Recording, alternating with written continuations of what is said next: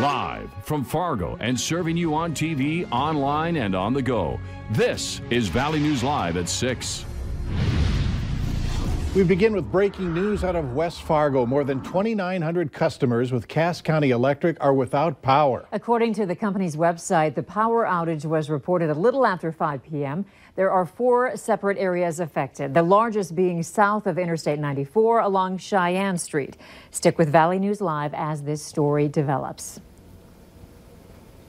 The same day that I picked up the stack of mail from 7 days, I had to go back 6 hours later and pick up another stack of mail because he again refused to deliver our mail.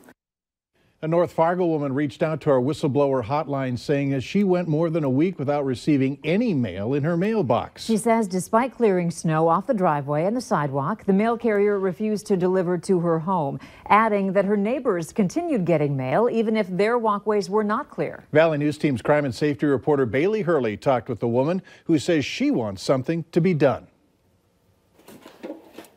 Oh, we got mail today. This is the first time this North Fargo woman has received any mail in her box in 9 days. There was no reason that we hadn't received our mail. We didn't get any notice in our mailbox, anything like that. She says she went to the post office on Tuesday after a whole week without any mail, only to leave with this stack. And inside were multiple bills and even a jury duty summons. That's a pretty serious thing to be missing. You know, not receiving your bills on time is a big thing because now we have late fees. Another item in that stack, this letter telling her the postman would not be delivering any mail until her driveway and sidewalks were cleaned up. We went around and snowblowed some of the neighbors' driveways just to help out, and they all got their mail, but we didn't, even though we did the exact same thing at their house as we did at ours. So they took it to the next level. We chipped down our driveway a path the width of the sidewalk up to our door and also down the sidewalk, and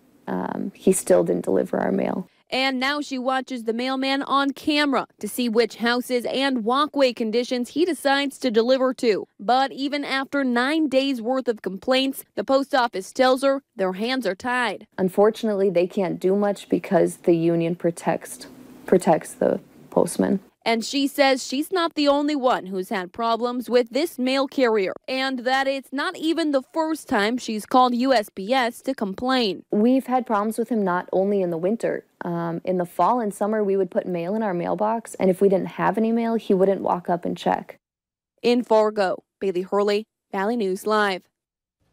The Postal Service says that they can't disclose how many complaints a mail carrier has against them or how they even investigate complaints. They say postmen make every effort to deliver mail on time, but might not if there's a safety concern. And today, U.S. Senator John Hoeven sat in at a post office roundtable to discuss problems surrounding issues like missed mail deliveries. He says USPS does need to work on hiring more mail carriers. But as for residents wondering where their mail is, he suggests signing up for informed delivery. If you're having trouble, sign up for informed delivery. And then right on your cell phone, they'll track the mail you're supposed to get for that day. So you'll see what you're supposed to get, and if for any reason it doesn't show up, there's a number right there you hit, and you contact you with the post office and you can find out the status. The roundtable discussion is to help make sure the post office is hearing the public's input. And if you need help with an issue in your community, call our whistleblower hotline, 237-6576, and leave your tip. A member of our investigative team will get on the case and do our best to get to the bottom of it. Here's a combination we haven't seen in a while. Sunshine, temps in the lower 20s, and light winds. Looked and felt good, didn't it? Let's find out about tonight's conditions from Hutch. Yes, our brief sunshine actually helped to melt and dry out a few roads out there, but temperatures falling back down tonight with clouds moving in, and our northern counties in the Devil's Lake Basin seeing some light snow passing through. Not a lot of it, but certainly more slippery conditions likely there for Walsh County from Park River to Grafton and moving into Nelson County right now. The rest of the area, for the most part, is staying dry this evening. Here is a look from a DOT cam on Highway 2 near Devil's Lake. So the flakes flying not too significant. Temperatures very slowly falling and cloudy skies tonight with light winds from the south in Fargo and from the northwest up north. That'll keep things just a little cooler there. There is more snow in the forecast of significance, and I'll have details on what could bring Fargo over record values for the month of February here in just a few minutes. Can't wait. I'll bet. Disturbing video has surfaced of a dog being shot to death by several people in Wadena, Minnesota. On Sunday, the Wadena County Sheriff's Office received a report of a dead dog at a campground in Wadena County. When deputies arrived, they found the dog on the river. 2 days later, the Sheriff's Office began receiving calls related to a video posted on Facebook that showed someone shooting a dog. And in the video, it shows someone shooting the dog one time and then another person kicking snow on the dog. The Sheriff's Office tells us they are investigating what happened. We'll have more on this story tonight on Valley News Live at 10. In East Grand Forks, police are warning residents of a scam making its way through that community. They say individuals receive a letter in the mail from HS Brands Community with a check enclosed. Now, this letter asks you to buy gift cards as part of a secret shopper survey, then give the gift cards back to the company.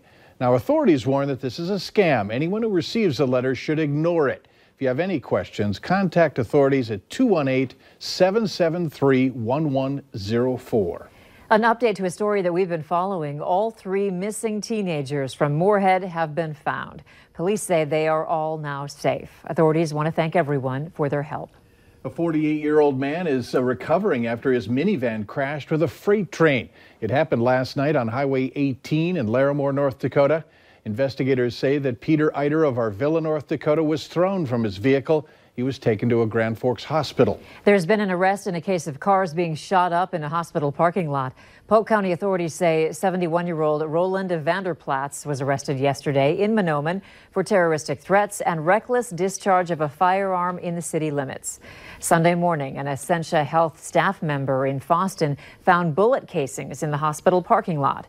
Deputies discovered 2 employee vehicles with bullet holes. Police are also reminding you to be cautious after multiple vehicles were stolen after they were left running, unlocked, with the keys inside. As of today, that there have been 47 stolen car reports. 21 were stolen while they were unlocked with the keys inside. Several victims told police that they were in a store for only a few minutes. Police say it doesn't take long for your car to be stolen. Memorial services have been scheduled for Heidi Pierce and Candy Gucci, the 2 women who were killed by their brother-in-law, Bryce Bellamo, on February 14th in Nevis, Minnesota. The service is this Saturday at 2 p.m. at the Bethany Lutheran Church in Nevis.